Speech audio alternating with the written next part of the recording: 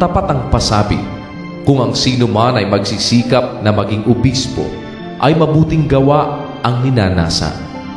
Dapat nga na ang obispo ay walang kapintasan, asawa ng isa lamang babae, mapagpigil, mahinahon ang pag-iisip, mahusay, mapagpatuloy, sapat na makapagturo, hindi magulo, hindi palaaway, kundi malumanay, hindi mapakipagtalo, hindi maibigin sa salapi, namamahalang mabuti ng kanyang sariling sangbahayan, na sinusupil ang kanyang mga anak na may buong kahusayan. Ngunit kung ang sino man nga ay hindi marunong mamahala sa kanyang sariling sangbahayan, paanong makapamamahala sa iglesia ng Diyos?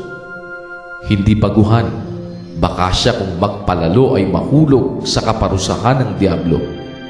Bukod dito'y dapat din namang siya'y magkaroon ng mabuting patotoo ng nangasa labas, baka mahulog sa kapintasan at silo ng diablo. Gayon din naman ang mga diakono dapat ay mahuhusay, hindi dalawang dila, hindi mahilig sa maraming alak, hindi mga sakim sa mahahalay na kapakinabangan, na iniingatan ng hiwaga ng pananampalataya ng malinis na budhi. At ang mga ito rin naman ay subukin muna kung magagayoy mamahalang may pagkadiakono kung walang kapintasan. Gayon din naman ang mga babae dapat ay mahuhusay, hindi palabintangin, mapagpigil, tapat sa lahat ng mga bagay. Maging asawa ang mga diakono ng tig-isa lamang na babae, na pamahalaang mabuti ang kanilang mga anak at ang kanilang sariling mga sangbahayan.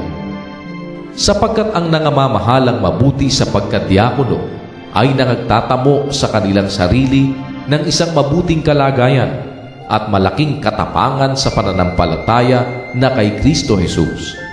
Ang mga bagay na ito ay aking isinusulat sa iyo na inaasahang makararating sa iyong madali. Ngunit kung ako'y magluwat ng mahabang panahon, ay upang maalaman mo kung paano ang dapat sa mga tao na ugaliin nila sa bahay ng Diyos, na siyang iglesia ng Diyos na buhay at haligi at saligan ng katotohanan. At walang pagtatalo, dakila ang hiwaga ng pagka-Diyos, yaong nahayag sa laman, pinapaging banal sa Espiritu, nakita ng mga anghel, ipinangaral sa mga bansa, sinampalatayanan sa sanglibutan, tinanggap sa itaas sa kaluwalhatian.